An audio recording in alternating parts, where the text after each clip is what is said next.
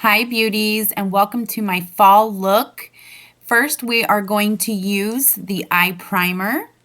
So, the Mary Kay eye primer is the best thing for keeping your eyeshadow on all day, as well as making the colors more vibrant and, of course, stay on longer. So, as you see, I applied it to both eyes, and now we're going to use our all over eyeshadow brush and we are going to put our eyeshadow on the lid. So we're going to use Gold Status for our lid color.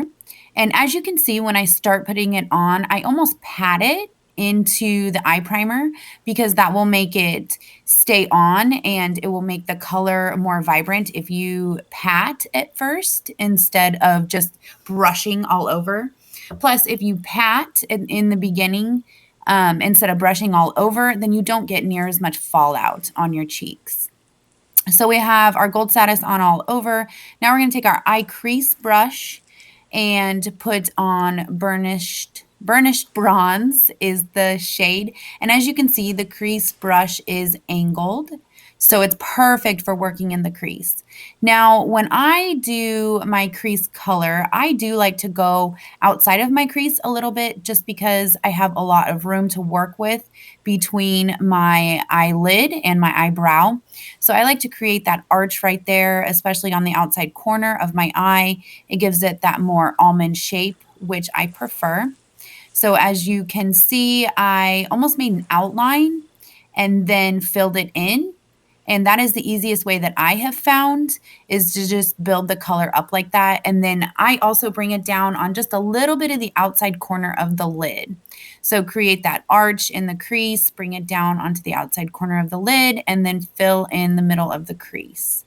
And then, of course, check back and forth to make sure the eyes look the same, which, it's never going to be perfect. Your eyeshadow is never going to be exactly the same on both eyes.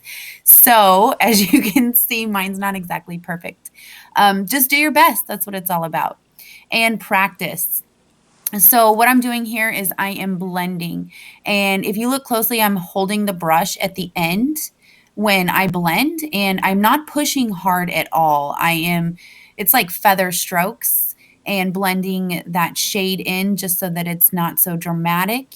If you hold your brush up towards the top where the bristles are, we get in there and we tend to press too hard and then we erase most of the color. So if you hold it at the end and just use some feather strokes, go back and forth, and blending does take patience sometimes. So if you feel like the color just isn't blending out, just keep going and be patient because it will blend the more that you do it. And then as you can see, I like take my finger and just clean up the sides. So we're going to hop into brows. This is our brow pencil. And for the brow pencil, I use the blonde shade. And when you apply it, use small strokes. So you're almost creating little tiny hairs in there in your eyebrow. This gives your brows a more defined look. As you can see, my other brow has no color or anything in it, and it makes a huge difference when you fill in your brows. Your brows help create the frame of your face, and it gives you more of a finished look.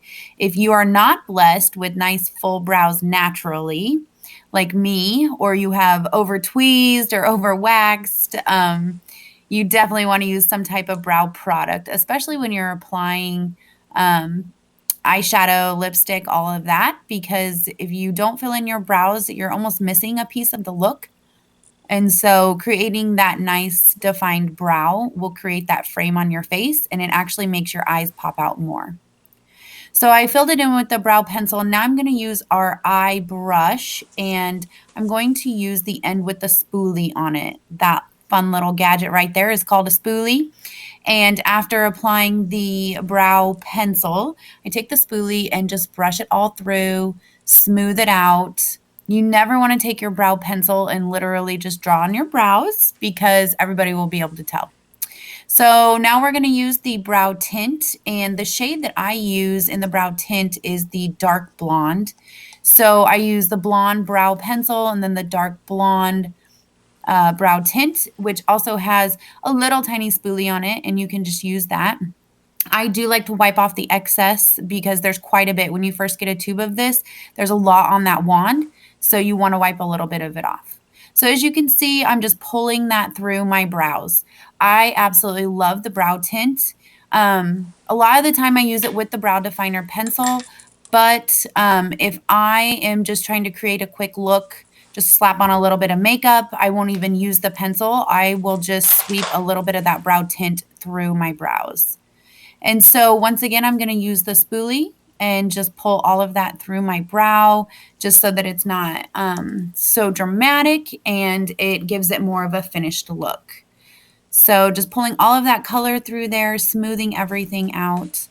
I have sparse brows, so I do like to use at least the brow tint, like I said. It really helps to fill them in, and that way you don't have any spots or missing hairs. So now we are going to do eyeliner, and once again, I'm using the eye brush, and I'm using the liner end, and you can see it's an angled brush. So and I'm using eyeshadow. This is Kohl eyeshadow, our black eyeshadow. And I know sometimes we're a little scared of eyeliner, and the trick really is just to get as close to your lashes as possible. As you can see, I'm taking my time. I'm not going super fast with this. The next eye that I do, I sped up the clip just so it goes faster. But this first one, I wanted to keep it normal speed just so you can see how slow I'm going. I'm really taking my time.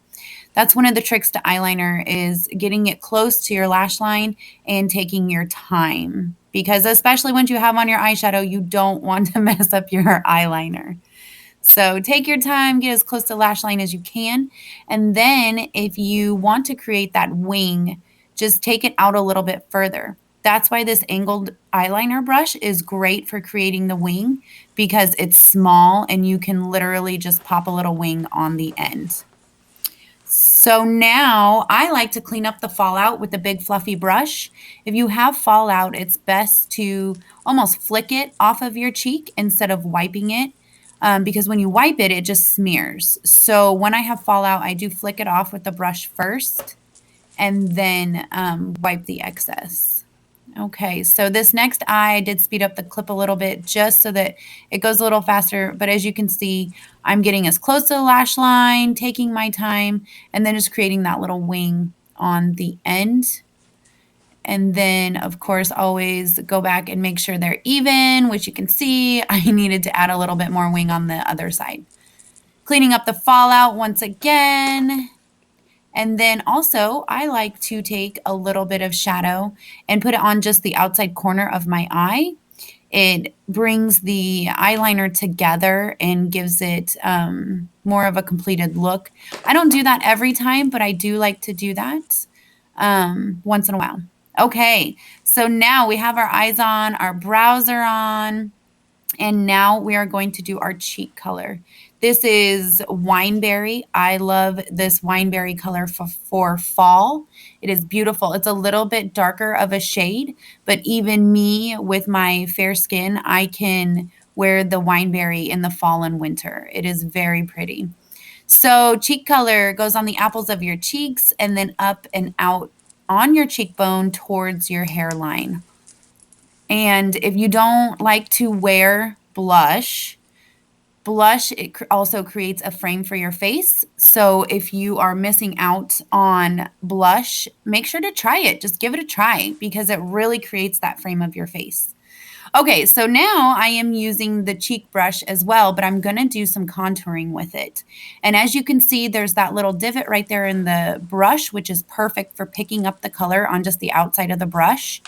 Because when the color is only on the outside of the brush, you can really get it into the contouring area. So where we contour is from the middle of our ear up under our cheekbone. If you feel underneath your cheekbone, there's this almost like empty space there, and that's where you put the contour color. So do not go all the way to your nose. Just keep it right on your cheek from the middle of your ear to about the corner of your eye, maybe a little further. And then once you apply it, you blend up. blend up into your blush. Sometimes I put on the contour color first and then. Okay, so we are going to go ahead and do the other cheek, and I am picking up the color on the outside of the brush so that it fits into the cheek area perfectly.